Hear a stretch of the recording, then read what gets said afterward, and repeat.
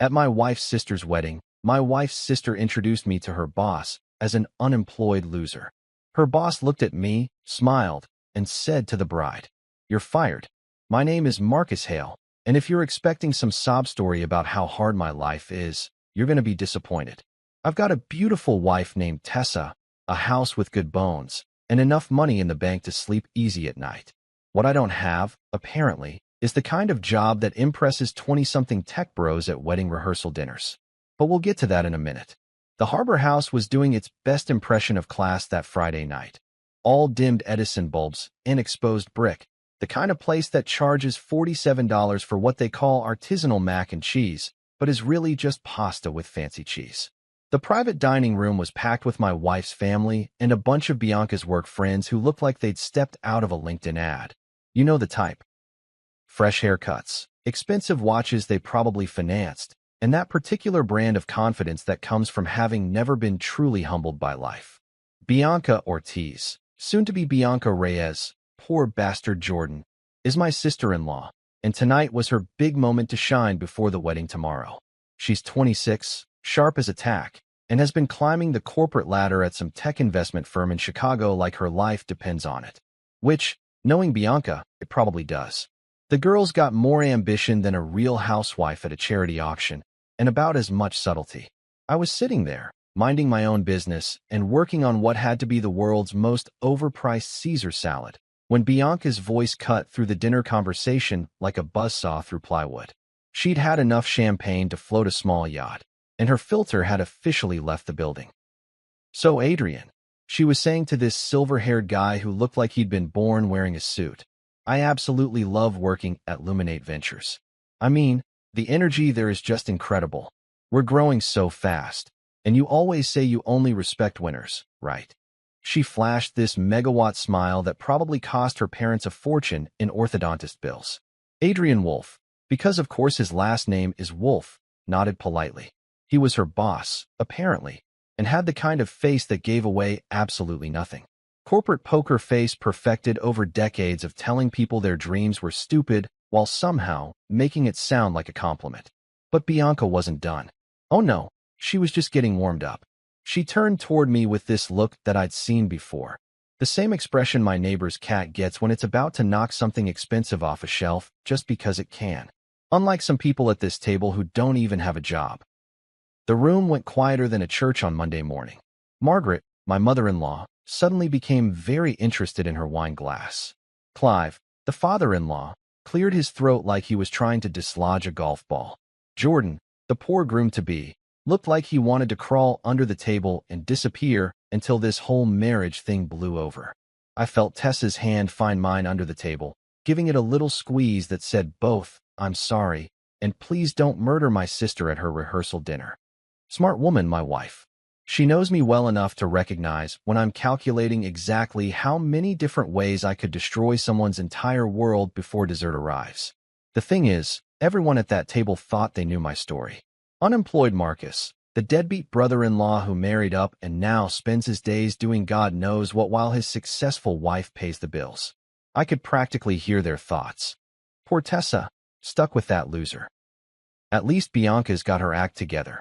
What they didn't know, what none of them knew, except maybe Tessa, and even she didn't know the full extent, was that I had my fingers in more pies than a bakery owner with commitment issues. See, I like my home office. I like my garden. I like my peace and quiet and the ability to work in sweatpants if I damn well please. But that doesn't mean I'm sitting around eating bonbons and watching soap operas all day. I smiled at Bianca, the kind of smile you give a toddler who just announced they can fly. "You're absolutely right," I said, cutting another piece of lettuce. "I don't have a traditional job." She looked so pleased with herself, like she'd just solved world hunger or figured out how to make airline food edible. Her work friends chuckled, that uncomfortable kind of laughter people do when they're not sure if they should be laughing, but everyone else is doing it, so they might as well join in. Marcus is very creative with his time, Margaret offered weakly, bless her heart. She was trying to smooth things over, but it was like putting a Band-Aid on a severed artery. "Oh, I'm sure he keeps busy," Bianca said, her voice dripping with the kind of fake sweetness that could rot your teeth from across the room. "We all need our hobbies, right?" Hobbies. That's what she called it. I took another bite of my $40 rabbit food and nodded thoughtfully. Absolutely. Everyone needs something to keep them occupied. Adrian was watching this whole exchange with the intensity of a hawk watching a field mouse, but he stayed quiet. Smart man. In situations like this, it's usually better to let people dig their own graves rather than hand them the shovel. The conversation moved on to wedding details and work gossip, but I could feel the damage hanging in the air like smoke after a grease fire. Bianca had made her point loud and clear in front of her boss, her colleagues, and both our families. Marcus Hale was a loser, a disappointment, someone to be pitted rather than respected. I kept eating my salad and listening to the chatter, watching as Bianca basked in what she thought was her moment of triumph. She'd established the pecking order, put me in my place, and shown everyone exactly where she stood in the hierarchy of successful people. What she didn't realize was that she'd just started a clock ticking. See, I've learned something over the years. People reveal who they really are when they think you can't touch them. When they believe you're beneath them, that's when they show you their true colors. And Bianca had just painted herself in shades I wouldn't use to decorate a gas station bathroom. I finished my salad, complimented the bride on her choice of venue for tomorrow, and made small talk about the weather with Uncle Frank, who'd driven down from Milwaukee and had strong opinions about the Cubs' chances this season. All normal, all pleasant, all perfectly civilized. But inside, I was setting a timer. Because sometimes, the best response to being underestimated isn't to prove people wrong immediately. Sometimes, it's better to let them keep digging until they've made a hole so deep they can't climb out of it. Tomorrow was going to be a very interesting day. The drive home from Harbor House was quieter than a morgue at midnight. Tessa kept glancing at me from the passenger seat like I was a bomb that might go off if she hit the wrong pothole. She knows me well enough to recognize when I'm in what she calls my dangerously calm mode. That special state where I get so pissed off that I actually become more polite and reasonable, which somehow makes me 10 times scarier than if I just started yelling like a normal person. "You okay?" she finally asked as we pulled into our driveway, which was about as loaded a question as asking someone if they've stopped beating their wife. "Peachy," I said, and I meant it. I was better than okay. I was energized in the way that only comes from watching someone hand you exactly the ammunition you need to completely destroy their world. It's like Christmas morning, but instead of presents under the tree, you've got a perfectly wrapped opportunity for justice. Tessa went upstairs to do whatever mysterious nighttime ritual women do that involves 17 different skincare products and at least 45 minutes in the bathroom. I told her I needed to check some emails, which wasn't exactly a lie. It's just that the emails I needed to check weren't the kind most people would expect from someone who supposedly spends his days watching Netflix and scratching his ass. My study is my sanctuary, a room that Tessa lovingly calls my man cave, and I prefer to think of as my command center. Dark wood paneling, floor-to-ceiling bookshelves, and a desk that's older than most of the tech bros who probably make more in a year than my grandfather made in a decade. It's the kind of room where serious business gets done, even if that business is conducted by a guy in cargo shorts and a Cubs t-shirt.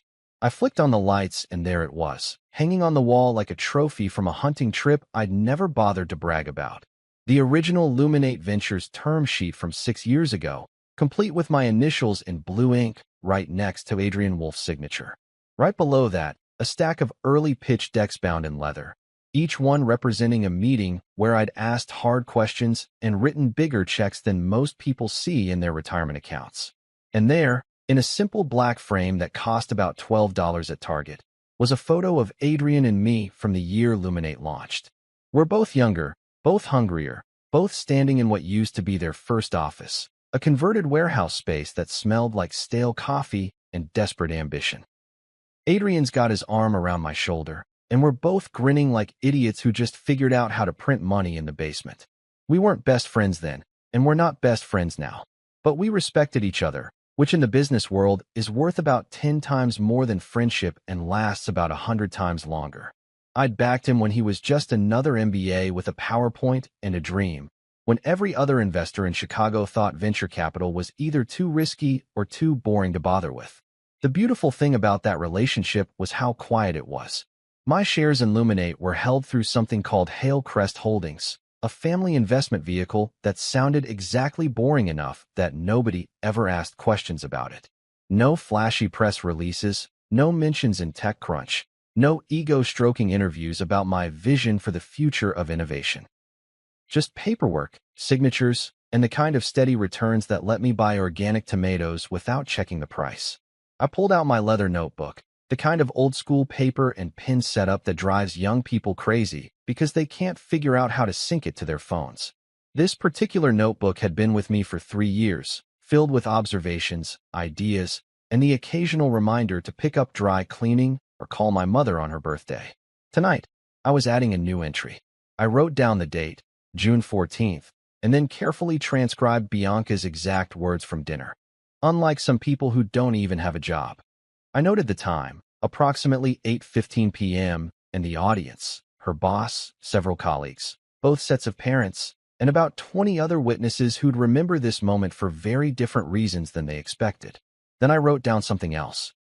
The way she'd used status as a weapon, the casual cruelty of someone who'd confused job titles with human worth, and the particular kind of confidence that comes from believing you're untouchable because you work at a prestigious company. I also made note of tomorrow's wedding guest list, which Tessa had shared with me weeks ago when she was trying to figure out table assignments. Several Luminate partners would be attending. Elena Park, who sat on their board and had the kind of reputation that made grown CEOs break out in cold sweats. Priya Menon, who ran people and HR and could smell workplace drama from 3 time zones away. Kyle Durant, who handled investor relations and knew exactly which partners preferred their bad news delivered with coffee or bourbon. And Mira Voss, their strategy lead who could calculate the cost-benefit analysis of firing someone while simultaneously ordering catering for the company picnic.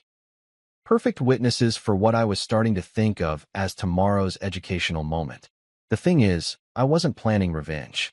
Revenge is what angry people do when they want to hurt someone who hurt them. It's emotional, it's messy, and it usually backfires in spectacular ways that leave everyone worse off than when they started.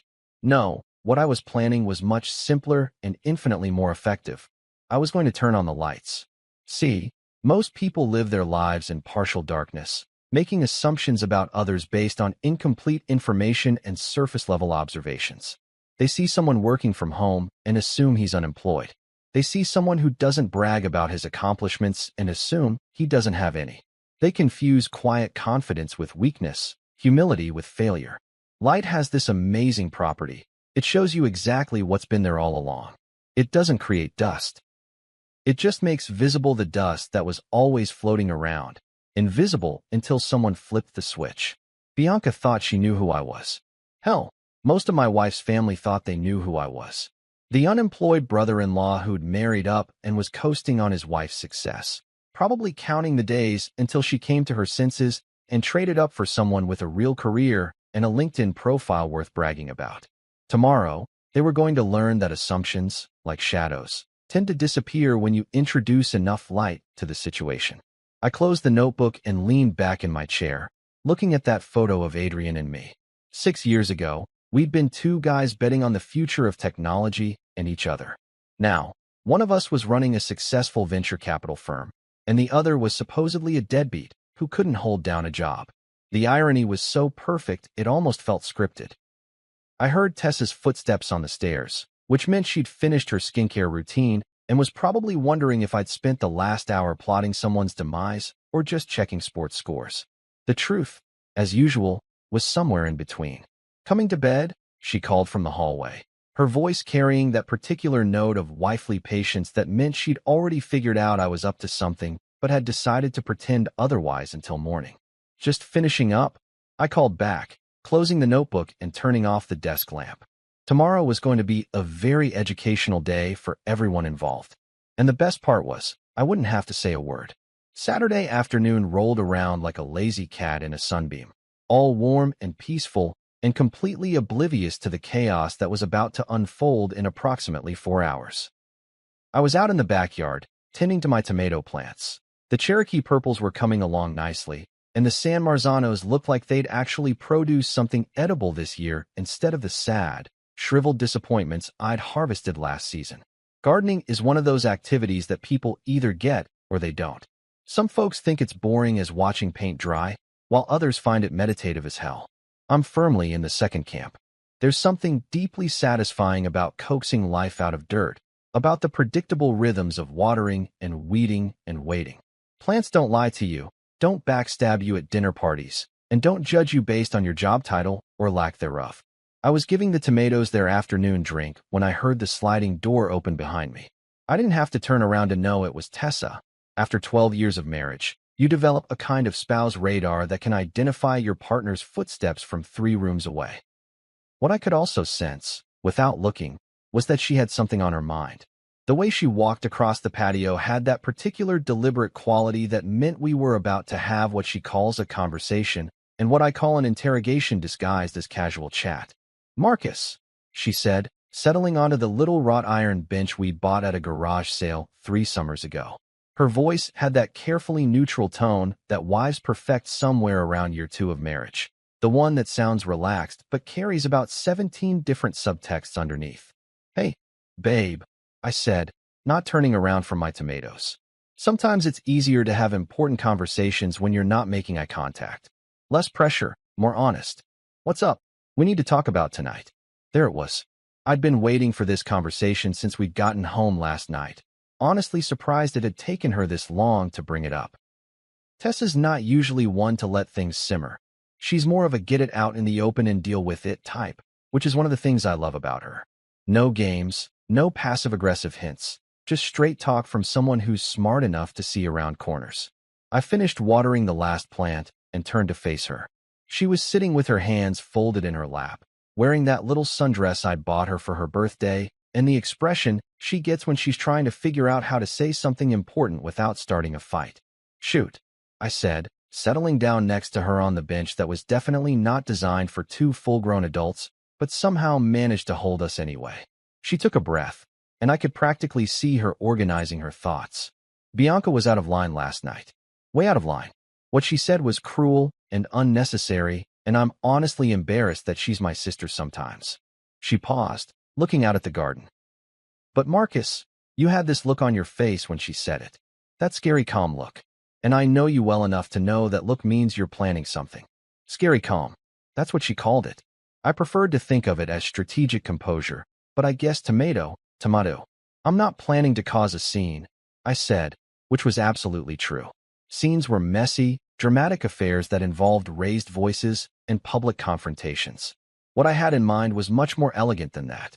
"But you are planning something," she pressed, "because my wife didn't get to where she is in life by accepting half answers and deflection." I considered how much to tell her. Tessa knew about my connection to Luminate. She'd been there when I'd first started working with Adrian, had listened to me debate the pros and cons of various investments over dinner for years. What she didn't know, because I'd never seen a reason to burden her with the details, was exactly how significant my stake in the company had become over time. "I'm planning to let Bianca see people instead of labels," I said finally. "Sometimes people need a little perspective adjustment, you know? A gentle reminder that the world doesn't actually revolve around their job title and annual salary." Tessa studied my face with the intensity of a detective examining evidence. "How gentle are we talking here?" "Gentle enough that no one gets hurt," I said. "Not so gentle that the lesson gets missed." She was quiet for a moment, and I could practically hear the gears turning in her head. Tessa's got one of those minds that can see 3 moves ahead in any conversation, which makes her dangerous at board games and invaluable in marriage negotiations. "Marcus," she said slowly, "I love my sister. I do. But I also love truth. And the truth is that Bianca has been getting away with being casually cruel to people for years because she's smart and successful, and our parents think that makes her behavior acceptable." She turned to look at me directly. "If someone needs to teach her that actions have consequences, I'd rather it be you than life itself. You'll be kinder about it." That was my wife, cutting straight to the heart of things with surgical precision. Most people would have spent 20 minutes dancing around the issue, trying to protect everyone's feelings and avoid conflict. Tessa just laid it out plain. Bianca needed to learn something, and better she learn it from family than from strangers who wouldn't care about collateral damage. "What if it gets ugly?" she asked. "What if she doesn't take the lesson well? Then I'll step in," I promised. "If things go sideways, if she gets genuinely hurt instead of just humbled, I'll make it right." But Tessa, she called me a loser in front of her boss, her colleagues, and both our families. She used my supposed failure as entertainment for her work friends. That's not just mean, it's stupid. And sometimes stupid needs consequences. Tessa nodded slowly. She'd been there last night, had seen the casual cruelty in her sister's voice, the way Bianca had turned my perceived weakness into her moment of superiority. You know what the worst part was? She said. It wasn't even true. You're not unemployed, you're not a loser, and you're sure as hell not a failure. But she said it anyway because she thought it would make her look better by comparison. People reveal who they are when they think you can't touch them, I said. Last night, Bianca showed everyone exactly who she is when she thinks someone is beneath her. And tonight, she gets to find out who I actually am. Tessa leaned against my shoulder, and I could feel some of the tension leave her body. Just promise me something, she said. Promise me that whatever you're planning, it comes from a place of wanting to teach her something, not from wanting to hurt her back. I promise, I said, and I meant it. Revenge was for people who wanted to cause pain.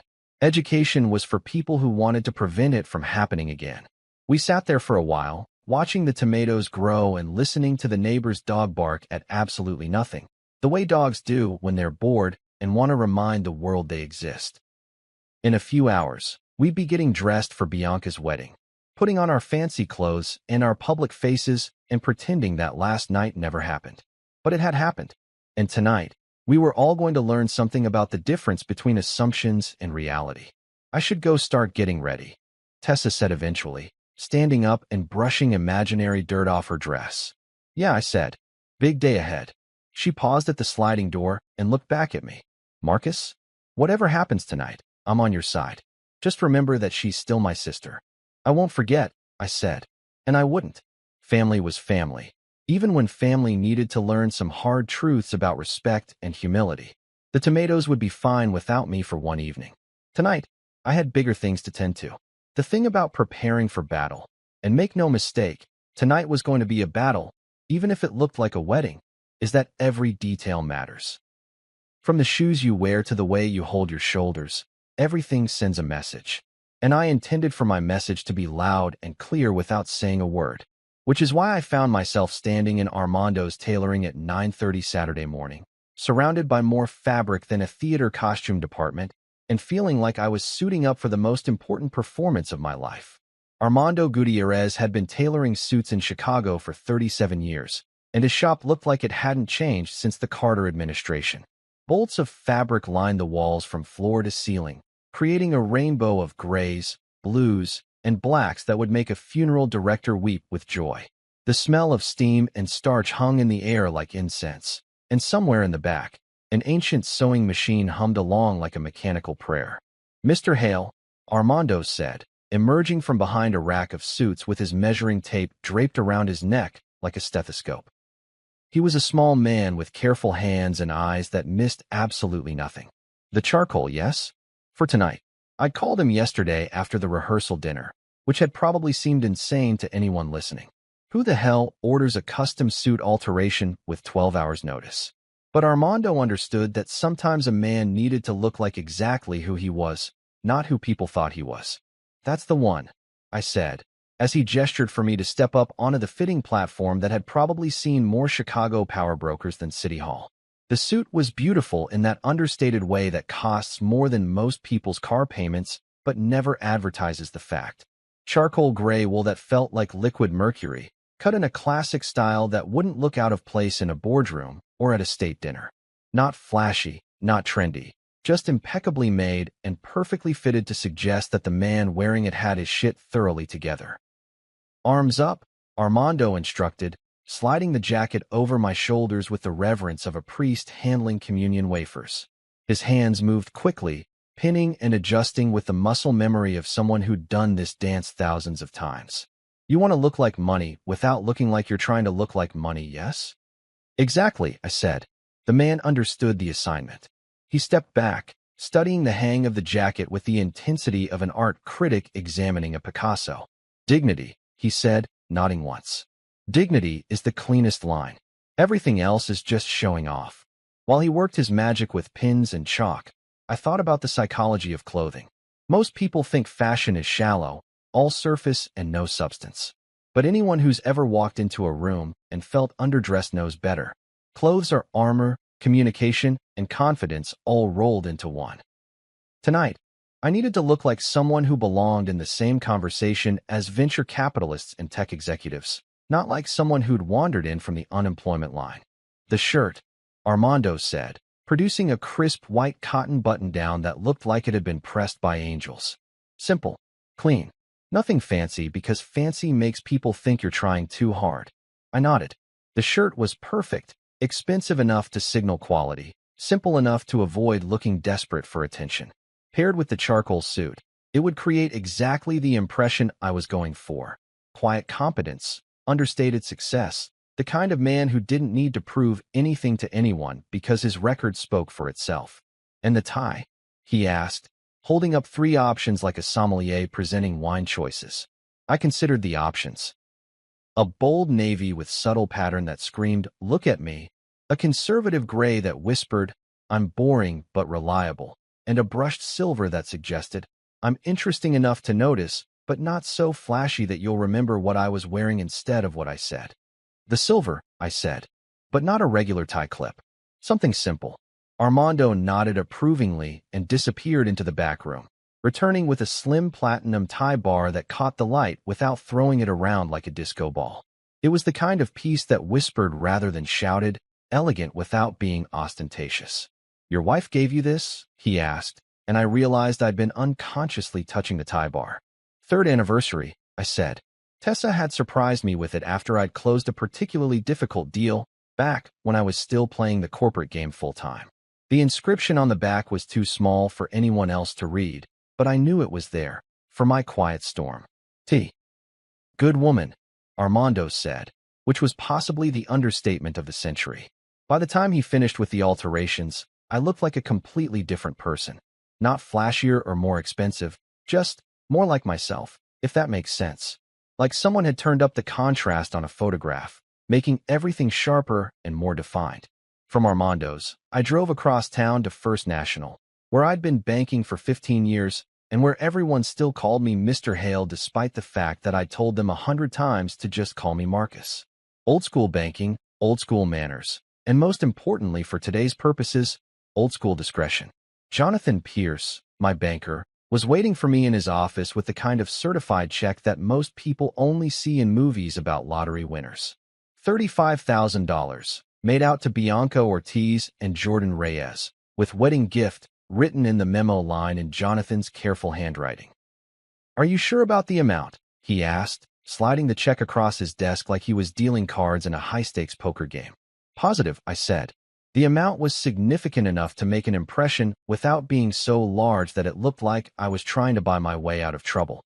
It was generous, thoughtful, and completely unexpected from someone who supposedly couldn't afford to pay his own bills. Jonathan had been handling my finances long enough to know that 35 grand was pocket change for me, but he also knew that most people at a wedding wouldn't know that.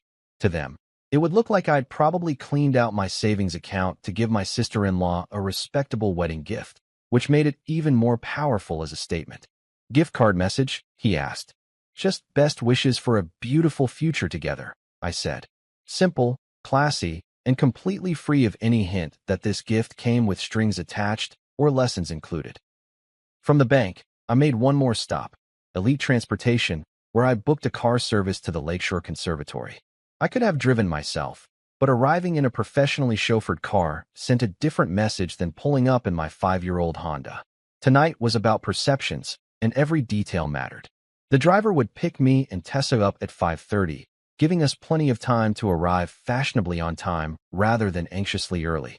I specified that I wanted their most understated vehicle, not the white stretch limo that screamed, "Look at me," but the black sedan that whispered, "I belong here." By 3 o'clock, everything was in place. The suit hung in my closet like a soldier's uniform ready for battle. The check sat in my jacket pocket like a loaded weapon.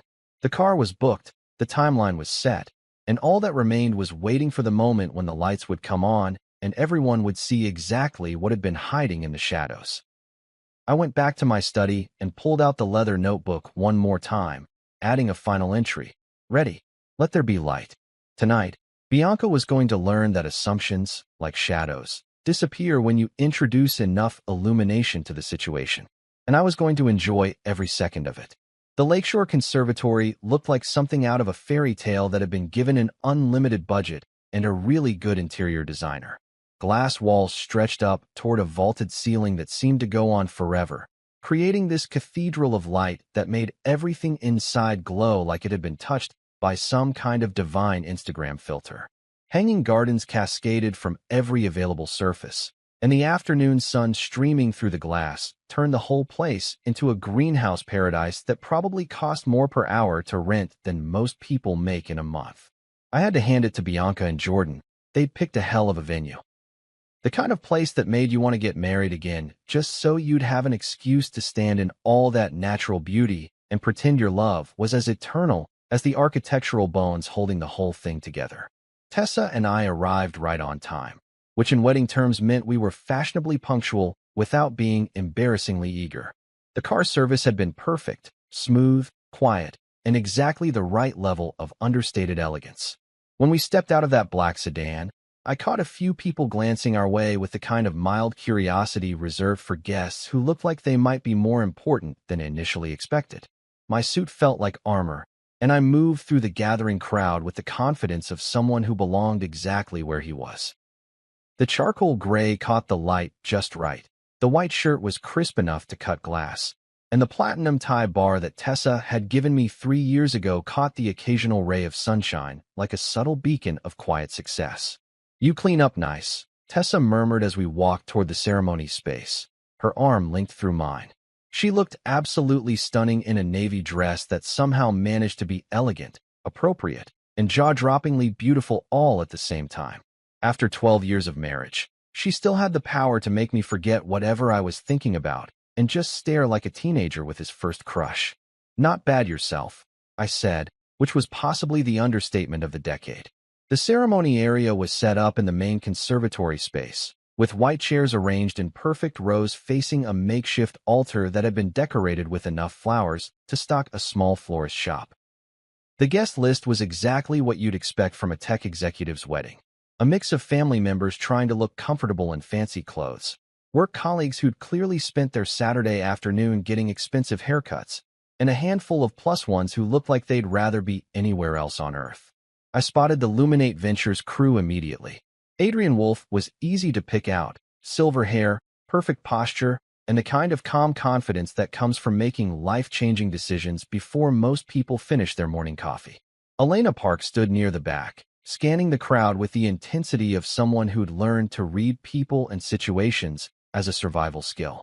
Priya Menon was chatting with what looked like other wedding guests, but I could tell she was cataloging everything she saw for future reference.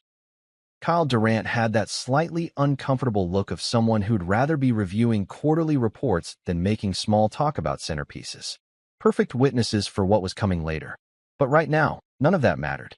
Right now, this was just a wedding, and despite everything that had happened at the rehearsal dinner, despite whatever was going to unfold during the reception, I had to admit that Bianca looked absolutely beautiful. She appeared at the back of the conservatory right on schedule, and I'll be damned if she didn't take my breath away. The dress was some kind of flowing ivory creation that looked like it had been designed by angels with excellent taste and unlimited budgets. Her hair was perfect, her makeup was flawless, and when she started down the aisle on Clive's arm, she looked like every bride should look on her wedding day, radiant, happy, and completely convinced that she was the center of the universe. I wasn't going to take that away from her. Whatever lessons needed to be learned could wait until after she'd had her moment in the spotlight. Wedding days were sacred, even when the bride happened to be someone who'd spent the previous evening using your supposed failures as entertainment for her work friends. Clive looked proud as hell walking his younger daughter down the aisle, and I caught Margaret dabbing at her eyes with a tissue that had probably cost more than most people's lunch. Family moments like this transcended whatever petty bullshit had happened at dinner parties or would happen at receptions. This was about love, commitment, and the hope that two people could build something beautiful together. The officiant was some friend of Jordan's who'd apparently gotten ordained online specifically for this occasion, which should have been tacky, but somehow worked perfectly in the conservatory setting. He kept the ceremony short and sweet, focusing on the couple rather than showing off his newly minted religious authority. Jordan looked nervous as hell but happy about it, The way grooms should look when they're about to promise their entire future to someone they're crazy about. When Bianca reached the altar and Clive placed her hand in Jordan's, the poor guy looked like he'd just won the lottery and was afraid someone was going to tell him it was all a mistake. The vows were sweet, if a little rehearsed. Bianca had clearly spent hours crafting something that sounded spontaneous while actually being perfectly polished, which was very her. Jordan went for sincerity over sophistication, stumbling slightly over his words, but making up for it with genuine emotion that had half the audience reaching for tissues. When they kissed, the conservatory erupted in applause and camera clicks, and for that moment, all the drama and tension from the night before seemed to evaporate like morning mist. This was what weddings were supposed to be about. Two people making promises to each other while surrounded by everyone who loved them. But then came the photo session, and that's when things started to get interesting again. Margaret went into full mother-of-the-bride mode, shepherding Bianca around the conservatory like a personal publicist working the red carpet at the Oscars. Every conversation was a networking opportunity. Every introduction was a chance to show off her successful daughter to an audience of colleagues and industry connections. "Elena, you simply must meet my daughter," I heard Margaret saying as she practically dragged Bianca toward the Luminate board member. Bianca's been such an asset to Adrian's team. I kept my distance, chatting with the florist about the hydrangeas and watching the social dynamics play out like some kind of corporate theater performance. Bianca was in her element, working the crowd with the skill of someone who'd learned early that success was as much about who you knew as what you knew. She introduced herself to investors, charmed the plus ones, and generally held court like a queen receiving tribute from her subjects. Every conversation reinforced her position as the successful sister, the one who'd made something of herself, the family member everyone could be proud of. And through it all, I watched and waited, because I knew that in about an hour, all of this careful image management was going to come crashing down like a house of cards in a hurricane. But for now, let her have her moment. Let her bask in the admiration and the congratulations and the general sense that she'd achieved everything she'd worked for. The reckoning could wait until cocktail hour.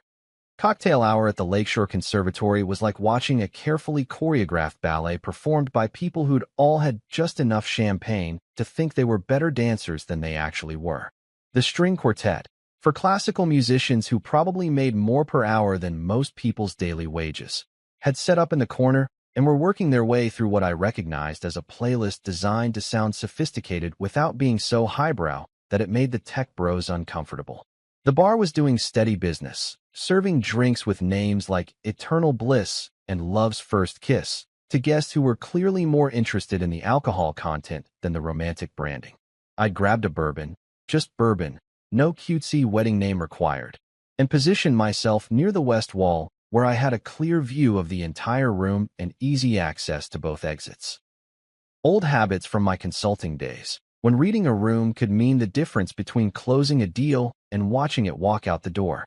Tessa was making the rounds, doing that thing wives do at family events where they somehow manage to talk to everyone, remember everyone's kids' names, and keep an eye on their potentially volatile husband all at the same time.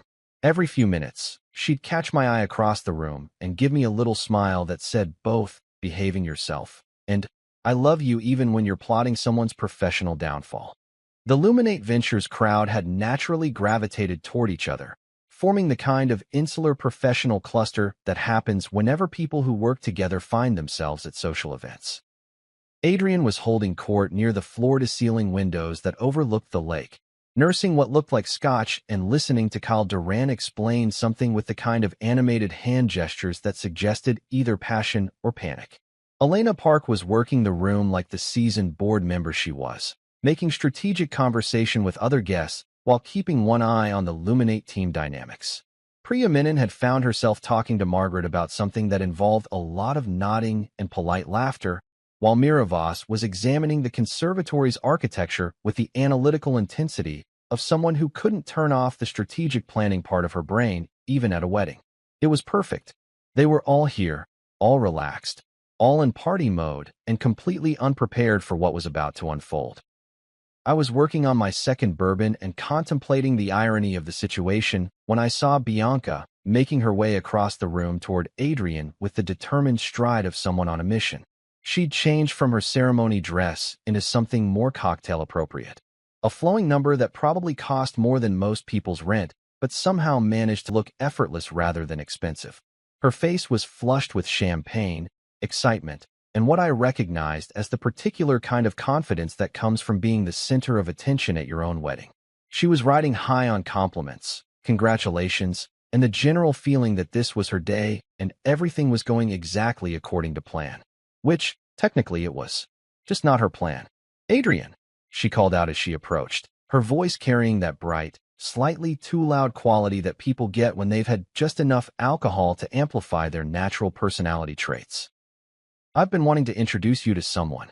The string quartet hit a particularly melodic passage just as she reached Adrian's little conversational cluster, and I watched several other guests turn to see what was happening. Perfect timing, really. Couldn't have choreographed it better if I tried. Adrian turned toward her with that polite attention that successful executives give to social interactions they can't avoid but aren't particularly invested in. "Of course, Bianca. Congratulations again on a beautiful ceremony." "Thank you." She practically beamed at the compliment. "But I wanted you to meet my family. Specifically, my brother-in-law." She gestured toward me with the kind of theatrical flourish that would have been at home on a game show. "Adrian, meet Marcus, the unemployed loser I was telling you about." And there it was. The moment I'd been waiting for since last night's dinner, delivered with even more public spectacle than I'd dared to hope for. The string quartet seemed to miss a note, or maybe that was just my imagination. Several nearby conversations stuttered to a halt as people processed what they'd just heard. The phrase "unemployed loser" hung in the air like smoke from a backfiring car, impossible to ignore and deeply uncomfortable for everyone within earshot. Carl Durant's animated hand gestures froze mid-motion. Priya looked up from her conversation with Margaret with the sharp attention of someone whose HR instincts had just started screaming warnings. Elena Park's eyebrows rose approximately half an inch, which in boardroom terms was equivalent to standing up and shouting, "What the hell?" But Adrian? Adrian just looked at me with that calm, unreadable expression that had probably made more than a few startup founders break out in cold sweats over the years. He studied my face for what felt like an eternity, but was probably only 3 or 4 seconds. His eyes moving from my carefully chosen suit to my perfectly knotted tie to the platinum tie bar that caught the conservatory's abundant natural light. Then, slowly, his expression changed. The polite mask slipped away, replaced by something that might have been recognition, might have been surprise, and was definitely amusement.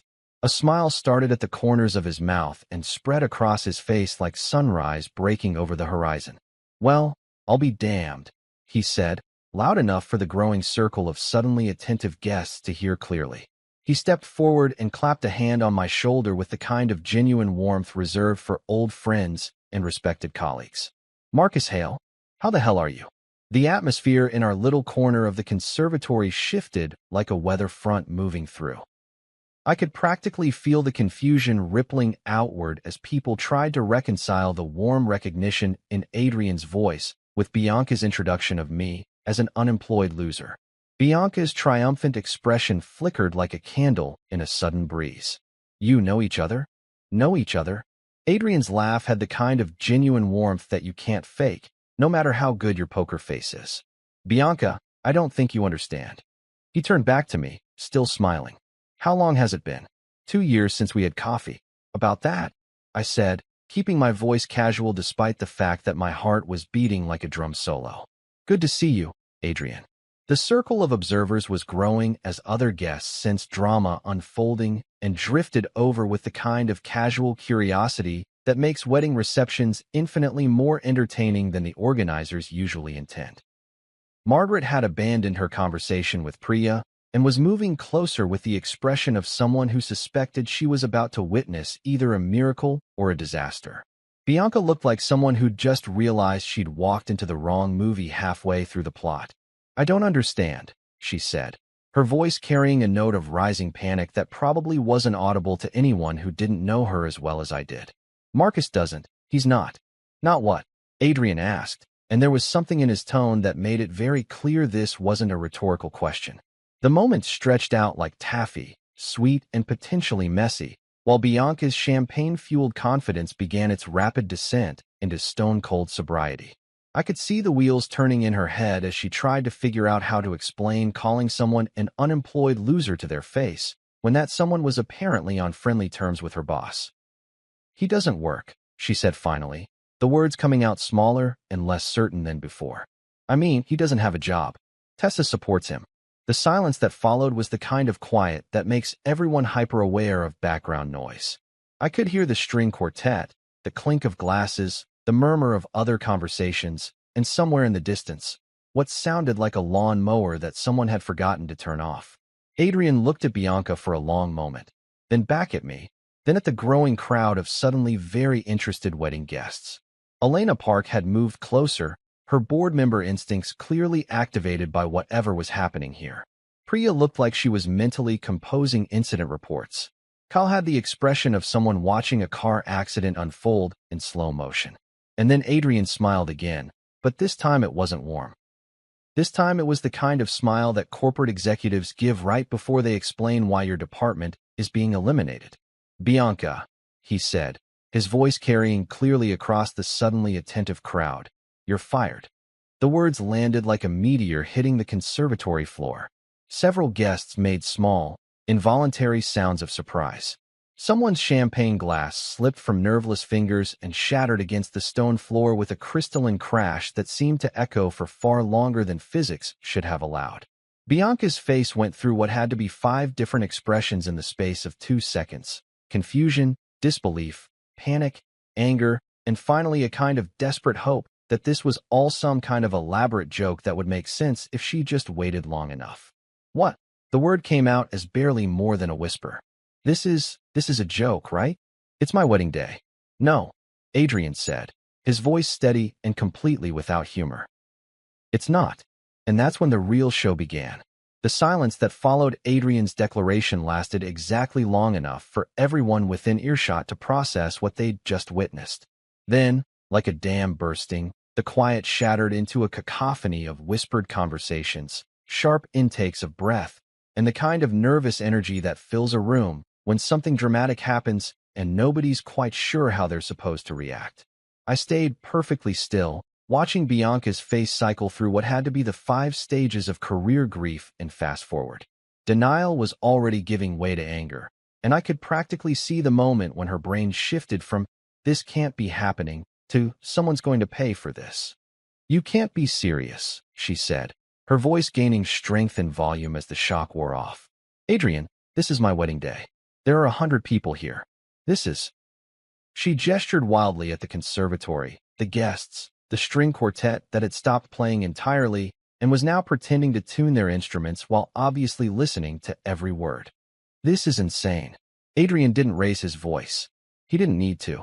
When you've spent years making decisions that affect people's lives and livelihoods, you develop a particular kind of calm authority that makes shouting unnecessary and usually counterproductive. "No, Bianca," he said, each word clear and measured. "What's insane is mocking a family member at his own dinner table. What's insane is using someone's perceived status as entertainment for your colleagues. What's insane is thinking that cruelty is acceptable as long as you're punching down instead of up." The crowd around us had grown considerably. What had started as maybe a dozen curious onlookers was now closer to 30 people, including most of the Luminate Ventures team and a good chunk of the wedding party. Margaret was pushing through the cluster of guests with the determined expression of a mother hen whose chicks were under attack.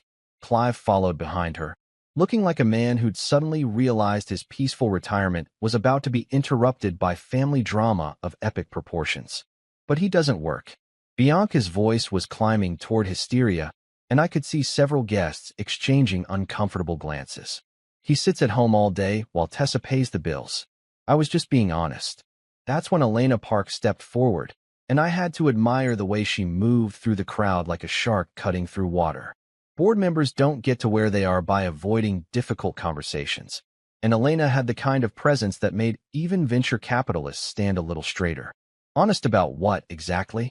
Elena asked, her voice carrying the kind of polite interest that experienced executives use when they're about to dismantle someone's argument piece by piece. "What do you actually know about Marcus's professional situation?" Bianca looked at Elena like she'd just been asked to solve calculus in her head, while juggling flaming torches. He doesn't have a job. Everyone knows that. He's been unemployed for years. Everyone knows that, Elena repeated, and somehow managed to make it sound like the most ridiculous statement anyone had ever uttered. She glanced at Adrian, then at me, then back at Bianca. Based on what information? Based on the fact that he doesn't go to an office. Bianca's composure was completely gone now, replaced by the kind of desperate defensiveness that people exhibit when they realize they've stepped in something much deeper than they originally thought. He stays home. H.E. Gardens. He doesn't talk about work because he doesn't have any. Priya Menon had materialized at Elena's shoulder with the silent efficiency of someone whose job involved cleaning up workplace disasters before they became lawsuits. She was holding what looked like her phone, but I suspected she was recording this conversation for future reference. HR directors don't survive long in competitive industries without developing excellent documentation habits. So your assessment of someone's professional worth, Priya said in the kind of carefully neutral tone they probably teach in graduate programs for human resources, is based entirely on whether they commute to a traditional office environment. That's not. Bianca started, then stopped, apparently realizing that she was digging herself deeper with every word. Look, this is ridiculous. Adrian, you know I'm a good employee. I bring in clients. I close deals. I work 80-hour weeks. You can't fire me because of some family drama. Adrian's expression didn't change, but something shifted in his posture that made it clear he was about to deliver what corporate America calls a teachable moment. You're right about one thing, he said. You do work hard. You are smart. You have closed deals and brought in clients. He paused, and in that pause, I could practically hear Bianca's hopes rising. But respect isn't optional at Luminate Ventures. It's not something you get to turn off when you're with family, or when you think someone can affect your career, or when you've had a few drinks and want to impress your colleagues. Kyle Durant had moved closer during this exchange, and I could see him taking mental notes with the focus of someone who understood that this conversation was going to become company legend within about 24 hours. Investor relations professionals live for moments like this, not because they enjoy watching people get fired, but because they understand that how a company handles difficult situations reveals everything about its actual values versus its marketing copy. When you introduced Marcus as an unemployed loser, Adrian continued, his voice carrying clearly across the now silent crowd, you weren't just being cruel to a family member. You were demonstrating exactly how you treat people when you think they have no power to affect your life. Margaret had finally reached the inner circle of this corporate soap opera, and she looked like a woman prepared to go to war for her daughter.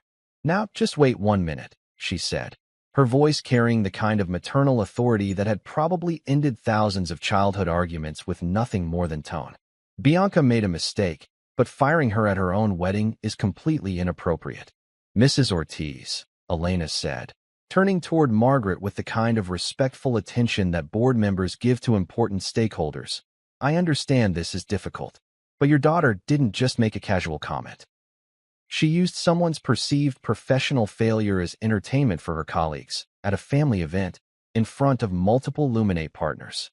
And, Priya added with the precision of someone reading from an invisible HR manual, she did so while representing herself as a Luminate employee to clients and industry contacts who were present at the dinner. I could see Bianca starting to understand the scope of what she'd stepped in. This wasn't just about hurt feelings or family drama. This was about professional judgment, workplace culture, and the kind of behavior that venture capital firms absolutely cannot afford to have associated with their brand. But Marcus isn't even. She started, then stopped as she finally, began to realize that maybe, just maybe, she didn't actually know what she thought she knew. That's when Adrian delivered the kill shot. Marcus Hale, he said, looking directly at Bianca, but speaking loudly enough for everyone in our corner of the conservatory to hear clearly, wrote the bridge financing that kept Luminate Ventures alive when our runway was 6 weeks and every other investor in Chicago thought we were too risky to touch. The silence that followed was so complete I could hear my own heartbeat. Somewhere in the distance, a caterer dropped what sounded like an entire tray of glassware, but even that seemed muffled compared to the ringing quiet around our little group. He backed this firm when no one else would. Adrian continued, his voice gaining strength and clarity with each word. When we were three guys in a converted warehouse space, living on ramen noodles and venture capital dreams, Marcus wrote a check that let us survive long enough to prove our concept. He asked for nothing public, no press releases, no board seat, no ego stroking, just equity and faith. Bianca's face had gone through several color changes during this speech, finally settling on a shade of pale that matched her wedding dress. That's not, he never said. Why would he? Elena asked, and there was something approaching pity in her voice. Why would anyone advertise their investment portfolio to family members who clearly measure human worth by job titles and office addresses? The crowd had grown to include most of the wedding guests now, drawn by the kind of magnetic pull that public drama exerts on even the most polite observers. I spotted Tessa near the edge of the cluster, her face a mixture of pride, concern, and what might have been relief that this particular family secret was finally out in the open. Every deal you've closed, Adrian said, his words falling like stones into still water. Every client you've brought in, every commission you've earned, it was all built on the foundation that Marcus provided when this company was nothing but an idea and a prayer. He paused, letting that sink in, then delivered the final blow. You sold deals with his trust fund behind you, Bianca. You built your career on his investment. And then you called him a loser to impress me. Adrian's smile was cold enough to freeze champagne. That level of professional and personal judgment disqualifies you from representing this firm in any capacity. The word trust seemed to echo in the conservatory's glass cathedral, bouncing off the walls and settling into the silence like sediment in still water. I watched as the implications of what she'd just learned hit Bianca in waves. The realization that she'd been wrong, that she'd been cruel, and that her cruelty had just cost her everything she'd worked for. It was, I had to admit, even more satisfying than I'd hoped it would be. The aftermath of a professional execution carried out in public is a lot like watching a building collapse in slow motion. First comes the initial shock, then the ripple effects, then the desperate scramble as everyone tries to figure out where they stand in the new reality that's just been created out of the wreckage of the old one. The conservatory had split into distinct clusters of people, each group processing what they'd just witnessed according to their own particular relationship to the drama. The Luminate Ventures team had formed a tight professional huddle near the windows, conducting what looked like an emergency board meeting disguised as casual wedding conversation. Other guests were doing that thing people do at social events when something uncomfortable happens. They were pretending to be fascinated by the floral arrangements while obviously listening to every word being spoken within a 50-foot radius. And right in the middle of it all stood Bianca, looking like someone who'd just been hit by a freight train that she never saw coming. Margaret was the first to recover from the shock, maternal instincts kicking in with the force of a protective lioness who'd just watched someone take a shot at her cub. She stepped forward with the kind of righteous indignation that only mothers can properly summon, her evening bag clutched in her hands like a weapon she was prepared to use if negotiations failed. "This is absolutely outrageous," she announced, her voice carrying across the conservatory with the authority of someone who'd spent 30 years managing PDA meetings and charity fundraisers. "I don't care what kind of business relationship you people think you have, but firing someone at their own wedding is completely inappropriate and probably illegal." Priya Menon turned toward Margaret with the patient expression of someone who'd spent years explaining employment law to people who were too angry to listen carefully. "Mrs. Ortiz, I understand you're upset, but Illinois is an at-will employment state. Luminate Ventures has the right to terminate any employee at any time for any lawful reason. But not like this." Margaret's voice was climbing toward the register she'd probably used when Bianca and Tessa were teenagers and had broken curfew. Not in public, not at a family event, not without proper notice. Elena Park stepped forward with the kind of diplomatic calm that board members develop after years of managing difficult conversations between difficult people. "Actually, the public nature of this situation is precisely why it needed to be addressed immediately. Your daughter made her comments about Marcus in front of multiple Luminate partners, clients, and industry contacts. Allowing her to continue representing the firm after demonstrating such poor judgment would have been professionally irresponsible." Clive had been standing quietly throughout this exchange, But now he moved closer to his wife with the expression of a man who'd suddenly realized that his peaceful Saturday evening had turned into a corporate legal drama. "Margaret," he said quietly, "maybe we should hear them out." Hear them out. Margaret turned on her husband with the kind of look that had probably ended more than a few marital disagreements over the years. "Clive, they just humiliated our daughter in front of 100 people. At her own wedding." That's when Bianca finally found her voice again, though it came out smaller and more uncertain than anyone had probably ever heard from her before. "Mom, please," she said, her hand reaching out to touch Margaret's arm. "Just, please stop." The simple request seemed to deflate some of Margaret's maternal fury, though her protective instincts were still clearly running at full throttle. "Honey, you don't have to accept this. We can get lawyers. We can fight this." "With what grounds?" Bianca asked, and there was something in her voice that suggested she was finally beginning to understand the full scope of what had just happened. "Mom, they're right. I screwed up. I screwed up badly." Jordan had been standing off to the side during this entire exchange, looking like a man who'd signed up for a wedding and accidentally found himself in the middle of a corporate thriller. He moved closer to his new wife with the kind of awkward protectiveness that people show when they want to help, but have absolutely no idea what kind of help would actually be useful. "Bianca," he said softly, "we can figure this out. It's just a job. There are other jobs." The look she gave him was the kind of expression that probably appeared on the Titanic when someone suggested that the iceberg was just a minor navigation issue. "Jordan, you don't understand. This isn't just any job. This is my career. This is everything I've worked for since college." And that's when I decided it was time to do what I'd come here to do. I reached into my jacket pocket and pulled out the envelope that Jonathan Pierce had prepared for me that morning. The certified check inside represented more money than most people saw in a year, and under normal circumstances, it would have been a generous and thoughtful wedding gift from a brother-in-law who wanted to celebrate the happy couple's new life together. These weren't normal circumstances, but that didn't change what the check represented. "Bianca," I said, stepping forward and extending the envelope toward her. "This was always going to be your wedding gift. It still is." She stared at the envelope like it might explode if she touched it, her expression cycling between confusion, suspicion, and something that might have been hope. "I don't understand." "Open it," I said simply, with hands that shook slightly, whether from champagne, shock, or the emotional whiplash of the last 10 minutes. She opened the envelope and pulled out the check. I watched her eyes scan the amount, then widen as the number registered fully. $35,000, she whispered, looking up at me with an expression I'd never seen on her face before. It was confusion and gratitude and shame and anger all mixed together in a cocktail that probably didn't have a name. "Why would you? After what I said, after what just happened?" "Because weddings deserve clean starts," I said, loud enough for the crowd of observers to hear clearly. "And because I was family yesterday, I'm family today, and I'll be family tomorrow. The money isn't contingent on your job, your apologies, or your opinion of me." Jordan was staring at the check over his wife's shoulder, his expression suggesting that $35,000 represented more financial security than he'd ever expected to see in one place at one time. "Marcus, we can't accept this. Not after."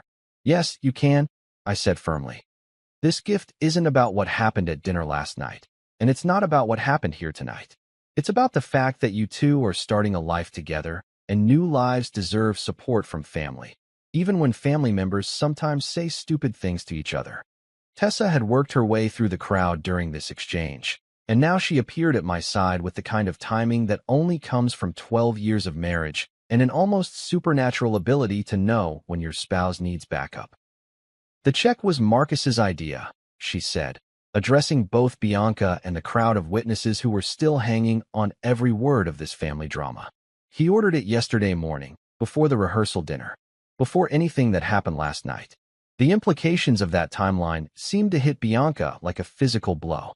She'd called me a loser at dinner, not knowing that I'd already planned to give her and Jordan enough money to pay off student loans, make a down payment on a house, or start the kind of emergency fund that most young couples only dream about. "I don't deserve this," she said, her voice barely above a whisper. "Maybe not," I agreed, which probably wasn't the most diplomatic response, but was certainly the most honest one. "But Jordan does. And more importantly, This isn't about what anyone deserves. It's about what family does for family, even when family screws up. The silence that followed was different from the earlier quiet, less shocked, more contemplative. I could see people processing not just what had happened, but what it meant about forgiveness, family, and the difference between consequences and cruelty. The money isn't the lesson, Bianca, I said finally. The lesson is that actions have consequences, but family is family. You lost your job tonight because of the choices you made. You're getting this gift because of the choices I made. Two different things, based on two different sets of values. She nodded slowly, tears starting to track down her cheeks in lines that were probably going to play hell with her wedding makeup. I'm sorry, she whispered. Marcus, I'm so sorry. I know, I said. And I did know. The apology wasn't going to undo the damage, but it was a start. The thing about watching someone's entire professional world collapse in real time is that eventually, the shock wears off and you're left with the practical question of what happens next. Bianca was standing there holding a $35,000 check and the smoking ruins of her career, while a conservatory full of wedding guests tried to figure out whether they should pretend this whole thing never happened or start taking notes for the stories they'd be telling at dinner parties for the next 5 years. That's when Priya Menon stepped forward with the kind of professional composure that reminded everyone why HR directors get paid the big bucks to clean up messes that other people create. Bianca, she said, her voice carrying the neutral tone that human resources professionals perfect somewhere around their second week on the job. Obviously, this situation is unprecedented, and we need to handle the transition in a way that's fair to everyone involved. Translation. We're going to fire you professionally instead of just dramatically, because we're a real company and not a reality TV show. Bianca looked up from the check she'd been staring at like it might contain the answers to life's deepest mysteries. What does that mean exactly? Priya pulled out her phone with the efficiency of someone who'd probably handled more termination procedures than most people had hot dinners. It means we're going to structure your exit properly, even though the circumstances are unusual. Paid leave through the end of the month, health coverage continuation for 60 days, and a reference letter that focuses on your professional achievements rather than today's incident. The relief that crossed Bianca's face was so obvious you could have seen it from the parking lot. Whatever else had happened tonight, she wasn't going to be left completely high and dry with no income and no benefits while she tried to figure out how to rebuild her career from scratch. However, Priya continued, and that single word carried enough weight to crush a small building. If you're interested in potential future opportunities with Luminate Ventures, there would be conditions. Now that was interesting. I watched Adrian's face carefully, trying to read whether this was Priya freelancing or whether they discussed this possibility during their impromptu huddle by the windows. Adrian's expression gave away exactly nothing, which probably meant he'd known this was coming. What kind of conditions? Bianca asked, her voice carrying a note of hope that was probably premature but understandable under the circumstances. Elena Park moved closer, and I realized that this wasn't just an HR conversation anymore. This was a board-level decision being made in real time at a wedding reception, which, when you thought about it, was either completely insane or exactly the kind of agile decision-making that separated successful companies from bureaucratic disasters. 6 months minimum before any reapplication consideration, Elena said, ticking off points with the precision of someone reading from an invisible checklist. Completion of professional development coaching focused on leadership, empathy, and unconscious bias. Documentation of 40 hours of volunteer work with workforce development or career transition nonprofit organizations. And Priya added with the kind of emphasis that suggested this was the most important condition of all. Absolutely no social media documentation of the volunteer work. No LinkedIn posts about your personal growth journey, no Instagram stories about giving back to the community, no Twitter threads about lessons learned. The work has to be genuine service, not reputation management. I had to hand it to them. They just outlined a rehabilitation program that would either help Bianca become a better human being or prove definitively that she was more interested in appearances than actual growth. It was elegant, fair, and completely ruthless in its effectiveness. Bianca was nodding frantically, like a drowning person who'd just been thrown a life preserver. Yes, absolutely. I can do all of that. I want to do all of that. But then she stopped nodding and looked directly at me for the first time since this whole conversation had started. "Marcus," she said, her voice smaller than I'd ever heard it. "What do you think? Do you think I deserve a second chance?" And there it was, the question I'd been hoping she'd ask, because it meant she was finally understanding that this wasn't just about her relationship with her employer. This was about her relationship with basic human decency, and more specifically, her relationship with me. I studied her face, looking for signs of genuine remorse versus the kind of performative regret that people exhibit when they're caught rather than when they're actually sorry. What I saw was exhaustion, embarrassment, and something that might have been the beginning of real self-awareness. "I think," I said carefully, "that you've spent a lot of years confusing success with worth and titles with character. Last night at dinner, you didn't see a person when you looked at me. You saw a label, unemployed, and you decided that label told you everything you needed to know about my value as a human being." She winced, but she didn't look away, which was progress. "The question isn't whether you deserve a second chance," I continued. "The question is whether you want to become the kind of person who sees people instead of resumes. Because if you do this program, if you put in the work, if you actually volunteer 40 hours helping people find jobs without posting about it on social media, you might learn something important about what really matters."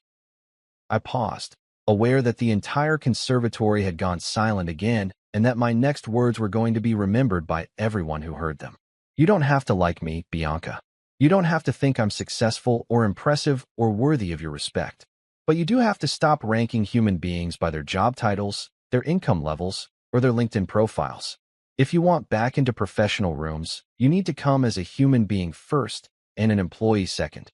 Tears were streaming down her face now, destroying what was left of her wedding makeup and probably staining her dress.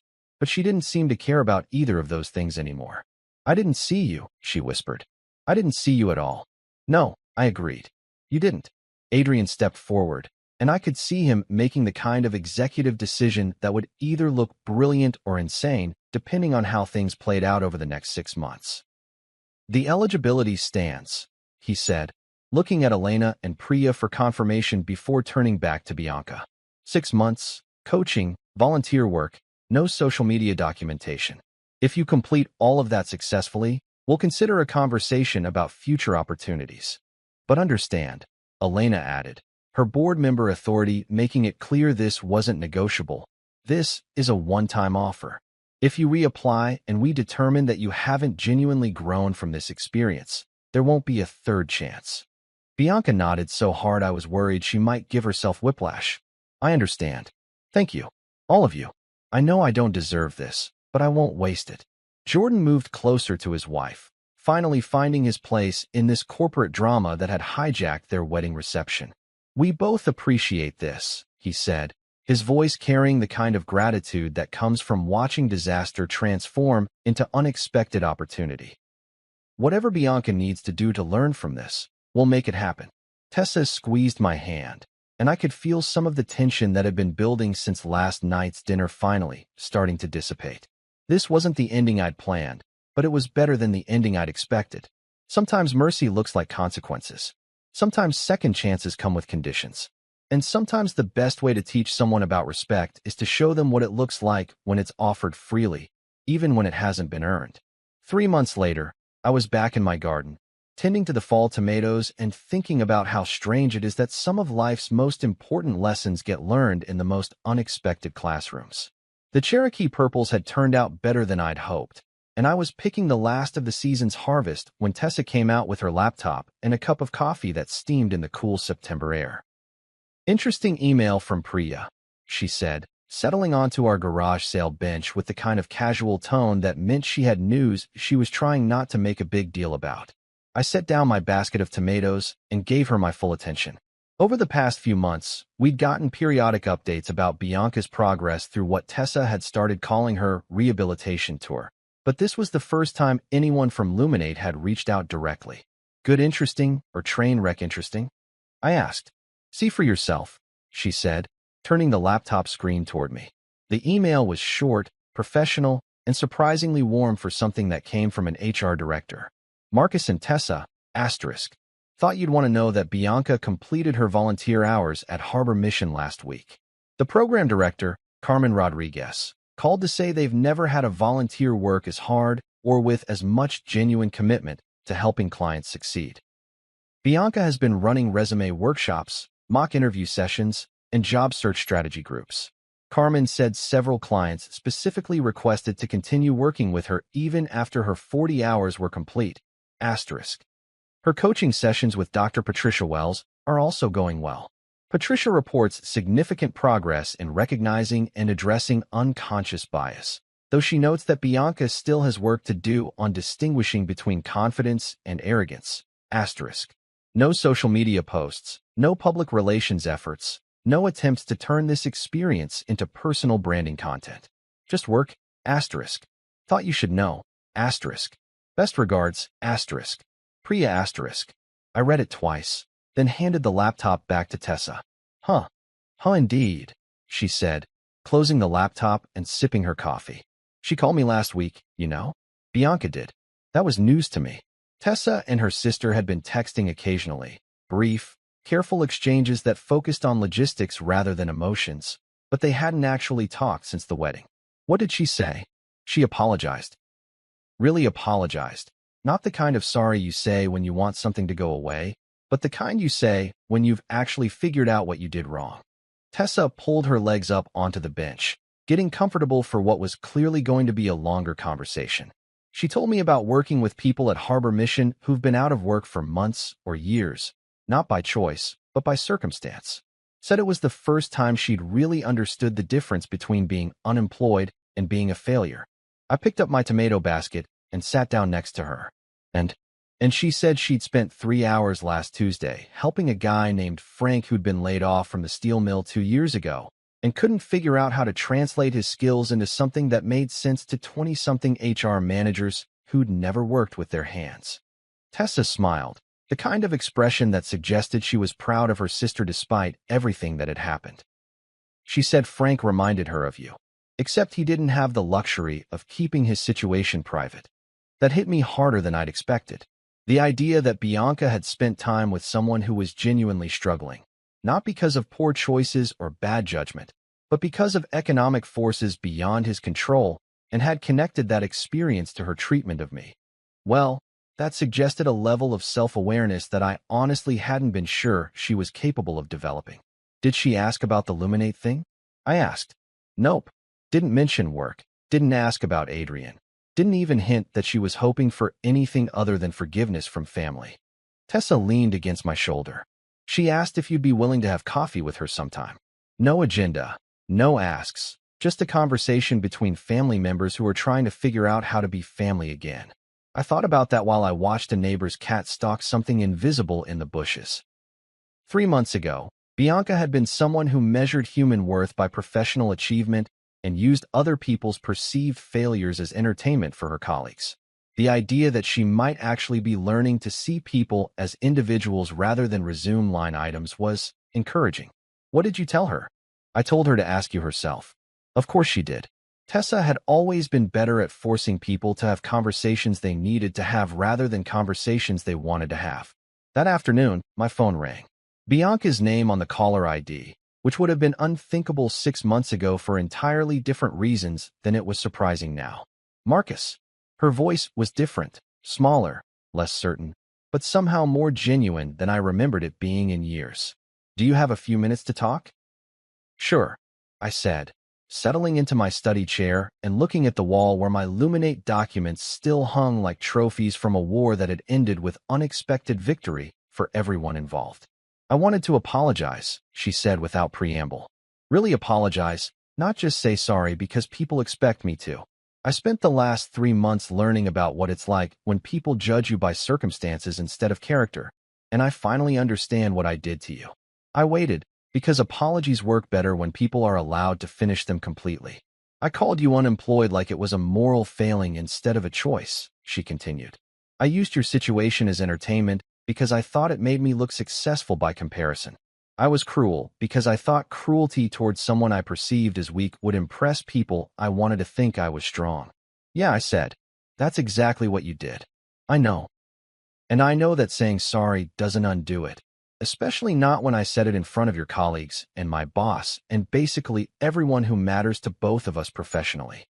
She paused, and I could hear her take a shaky breath. But I wanted you to know that I understand now. I understand what respect actually means and why it matters and how badly I failed at it. Bianca, I said, and something in my tone made her go quiet. The apology means something. It doesn't fix everything, but it means something. Does it mean enough for coffee sometime? She asked. Just family coffee. No agenda, no asks, no attempts to talk about work or second chances or any of that. Just two people who are related by marriage trying to figure out how to be in the same room without anyone getting fired. I laughed, which probably surprised both of us. Yeah, I think we can manage coffee. 3 weeks later, I met Bianca at a small cafe near Harbor Mission, where she'd been continuing her volunteer work even after completing her required hours. She looked different, less polished, more comfortable, like someone who'd stopped worrying quite so much about impressing strangers. We talked for 2 hours about everything except work. She told me about Frank, the laid-off steel worker who'd landed a job as a manufacturing coordinator after she'd helped him reframe his experience in language that tech companies could understand. I told her about my tomatoes, my investment philosophy, and why I'd never wanted the kind of public profile that most venture capital partners seem to crave. When she left, she hugged me goodbye, not the obligatory family event hug, but the kind that suggests you actually like the person you're hugging. 2 months after that, Adrian called to tell me that Bianca had reapplied to Luminate Ventures. Her coaching was complete, her volunteer work had expanded into a regular commitment, and Dr. Wells had written a recommendation that suggested genuine personal growth rather than performative rehabilitation. What do you think? He asked. I think, I said, looking out at my winter garden where next year's possibilities were sleeping under the soil, that people can change if they want it badly enough. And I think Bianca wants to. She got the job. Different role, smaller territory, but a real second chance based on real growth. And at Sunday dinner last week, she sat across from me and said, I didn't see people before. I saw ladders. Ladders are fine for roofs, I told her, just not for hearts. She laughed, then cried, then thanked Tessa for standing between us until we could stand together. At Luminate, Adrian and I shared coffee in the quiet glass conference room where we'd first shaken hands 6 years ago. You didn't have to step in at the wedding, he said. You didn't have to say it out loud, I replied. We both smiled. Respect, it turns out, isn't just theory. It's policy, it's practice, and in our family, it's now a rule. Never call someone a loser when you've never bothered to ask them who they really are. And if you forget, well, there's enough light in this house to remind you.